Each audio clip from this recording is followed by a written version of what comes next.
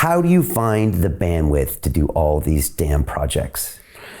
Well, look, first and foremost, again, it goes back to a gut check. And I'm not going to try and sound corny in this.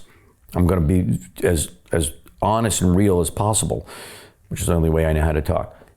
If we don't feel it, if we don't think we could move it forward, move a project forward, if it's not something that we have a vision for, it doesn't get on our radar. We just pass on it. And believe me, we had a big film franchise through a studio come to us. And we just couldn't figure it out. We just didn't feel it. We like, man, it sucks to have to give this opportunity up, but we just didn't have the idea and we passed on it.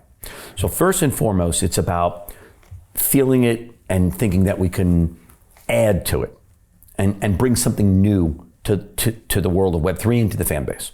Secondly, as a company looking to become the Disney in Web3, you must be able to scale. You have to. So we're not looking to be a mom and pop.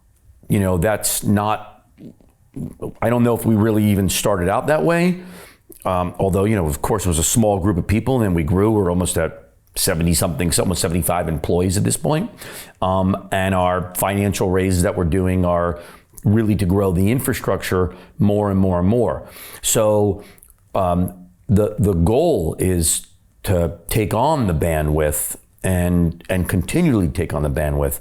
It's not to sit there and say we don't want to take on the projects, but we want to take them on feeling we can do something great with them and feeling that we've got them spaced out properly. It's like, if you're a movie studio I'll go back to just being a TV and film producer.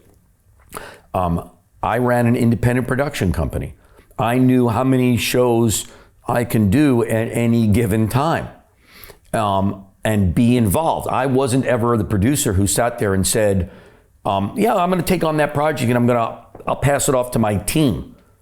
Of course I had a team, but I was on the set in the edit bay. So I can only do so much at one time.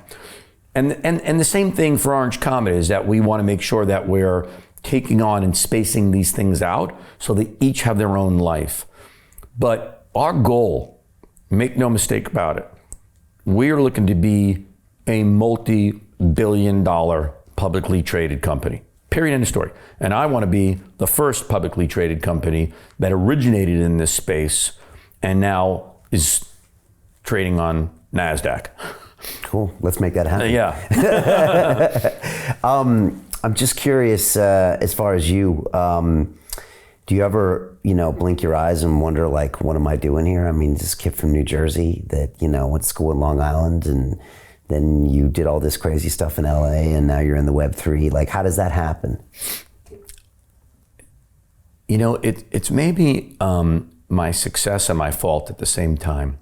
I rarely look back in a lot of ways. I'm very grateful for my history and my past and everything I've done from a kid. Like, I was a very, very driven kid. And, I was the one with a newspaper route and shoveling driveways in the snow in the wintertime and sold at flea markets. And there was just something that drove me. And from your parents, or was it inside of you? Probably a little bit in my parents and mainly inside of me. My dad was an only child, grew up very, very poor. He was an attorney, a lawyer in the banking system, Manufacturers Hanover, remember that bank? Yeah, of course, Manny Hanny. Yeah, Manny Hanny. And my mom had her master's degree in education and taught special ed. They were both successful. We grew up upper middle class, not wealthy, but not poor. But they made me work for everything. They didn't hand me shit. And a lot of my friends, by the way, did get handed stuff. And so my very best friend in my world, who's still my very best friend, Bernie Meiderman, he had come from a very successful family that he was the guitarist in our band. He wanted a new guitar, he got a guitar. Right. He wanted a car, he got a car. And I didn't get that. So maybe that was what drove me. And I had a vision of where I saw myself going. And, I was lucky because I have a unique makeup. Either you find somebody, typically, who has a very good business mindset, but maybe not such a great creative mindset. Or you have somebody with such a great creative mindset, but not somebody who has a great business mindset. And somehow I had the ability to have both. So I was a driven business person with a lot of creative. I started to play drums when I was 8.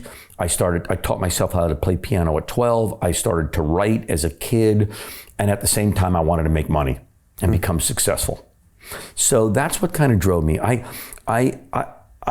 don't take for granted my success, but funny enough, I rarely reflect back on my past unless I get asked the question. And I don't know about you, and I know you have an amazing story, an amazing backstory, an amazing history. If you stop and we think about it, we know that those are our past are really the pieces that made us who we are today. When I went out to Los Angeles, I packed a car the day after I got out of Hofstra, had no job, no money, no place to live, and knew nobody in Los Angeles. I just knew that I wanted to get into entertainment. And when I drove out west, I couldn't get a job. I tried to get a job at MTV. This was back in the heyday of MTV, mid-'80s. And so I started to working at El Torito as a manager. And I'm not shitting you, I was peeling avocados in the kitchen. But I looked around and I saw these mainly Mexican immigrant workers busting their ass, like working like you wouldn't believe. And I learned something from that, and I took an appreciation away from that. And when I couldn't get my next job in entertainment, I sold telephone systems, business telephone systems, door to door in downtown Los Angeles. And I hated it, but I became it was called Harris Lanier. It was a pretty big company. And out of thousands of salespeople, I was like 50th in the company. I was ranked 50th in a job that I couldn't stand.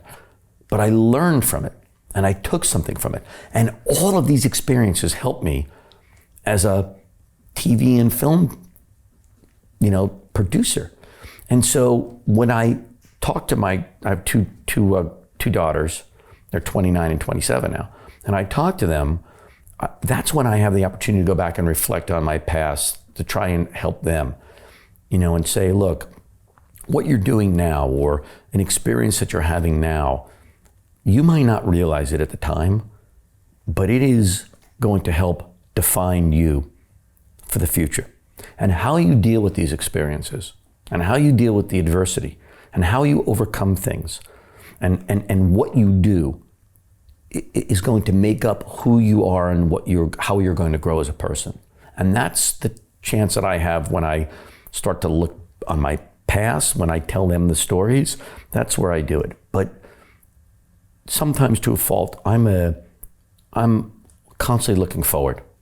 I'm living in the moment very quickly, by the way.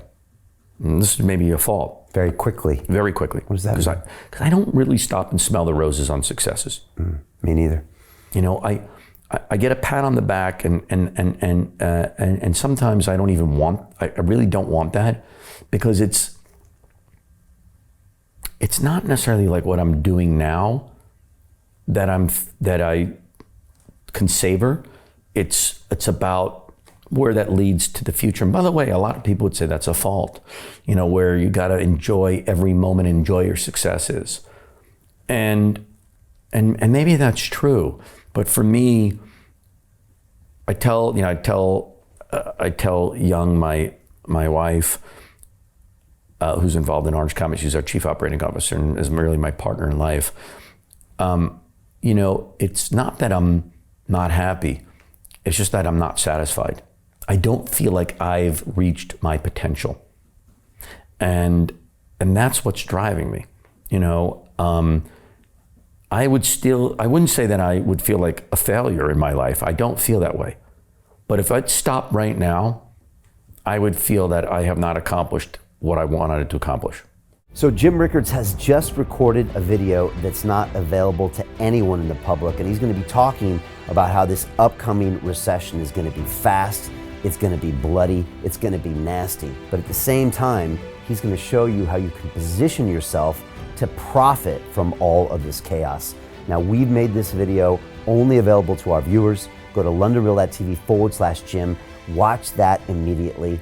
I can't say enough good things about Jim Rickards. He understands the global economic system better than any guest I've ever had on London Real. His predictions are almost uncannily true, and you can learn how to profit from his vision, from his expertise, and his understanding of economics. So go to londonreal.tv/Jim or click the link below. It's an excellent, excellent look on what's going to happen in the future and how you can position yourself to profit from that. Jim is one of the best in the business, one of my favorite guests on London Real, and he's very, very good at predicting the future and showing us all to profit from it. So click the link, and I hope you enjoy. Hey, do you want to profit from crypto? Then join my DeFi Academy. The Crypto DeFi Academy will help you create generational wealth. But don't take my word for it. Listen to my students. When I first got into crypto, I remember thinking to myself, I need to learn more. Brian Rose, learning crypto, learning DeFi, gotta do it. I am so grateful that I jumped in and did this. I had to break through some limiting beliefs that I can do this, that I can afford this, that I can be in this. It challenges the things that are deeply rooted within us. Joining DeFi Academy has been one of the best decisions I have made on my blockchain journey. This course was a life changer, a game changer, a huge eye-opener, coming from knowing practically nothing at the speed of the learning over 4 weeks was just fantastic. The information you provided in this class was invaluable. I feel far more confident in my next steps. You took complex concepts and made them easier to understand. What's different than so many other ones is it just doesn't tell you what to do. It actually makes you do it. This is for people who are serious about becoming traders. This is the way it should be done. I realized from this learning experience again that it is not about what you learn, but about who you learn it from. The energy was insane. I've never experienced such incredible energy on a live call. Brian Rose, you are a legend, my friend. It's the only thing in the market where you can get all information and learn everything what you need to know. Everything is so clear and so well done, and I am just forever grateful for this program. It made me feel so much more confident about crypto than I did before. I did not anticipate how passionate I was going to become about it. It's also been like a big learning experience for me, not just in the crypto space, but just in overall balance of life. What I've learned is, how to take ownership, of my life in a way that I really hadn't before. Yeah, you can't put a price on that, really. I would recommend it to anybody, top notch. Excellence does not come cheap. So if you want excellence, you got to pay for it, but it's so worth it. Pull the trigger. That's what this course is about. You're not going to regret it, really. It's amazing. Thank you, Brian and team. So what are you waiting for? Crypto is happening now. Click the link below, submit your application, and let me mentor you on how to create generational wealth and build the decentralized financial infrastructure of the future.